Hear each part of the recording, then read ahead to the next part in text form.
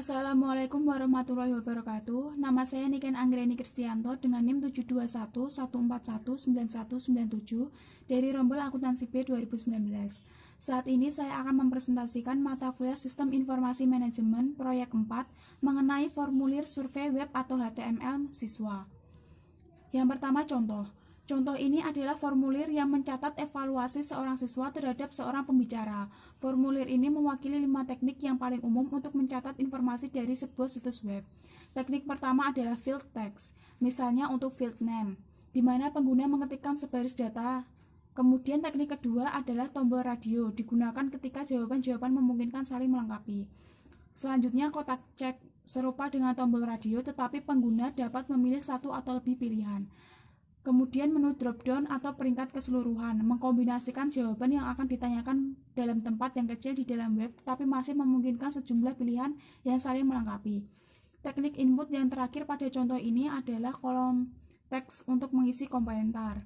Teknik ini memungkinkan pengguna untuk memasukkan beberapa baris data dengan satu input. Ini adalah gambar contoh jadinya. Masing-masing teknik ini memiliki kelebihan. Menu drop-down menawarkan jawaban yang saling melengkapi, sama halnya dengan tombol radio, tetapi memakan tempat yang lebih sedikit pada layar komputer. Jika terdapat 50 atau lebih pilihan, misalnya memilih negara bagian untuk alamat surat, menu drop-down lebih baik dibandingkan tombol radio. Tetapi tombol radio memiliki kelebihan dapat menampilkan semua pilihan kepada pengguna pada satu tampilan. Selanjutnya bagian-bagian formulir.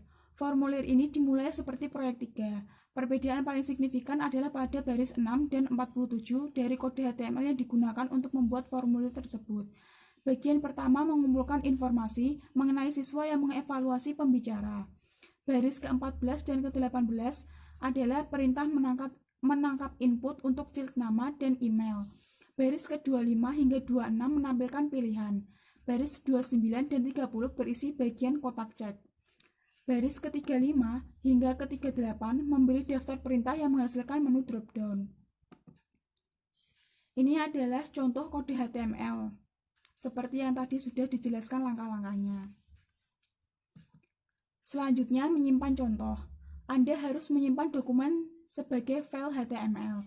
Jenis setelan dokumen awal di Notepad adalah dokumen teks dan ekstensi file txt.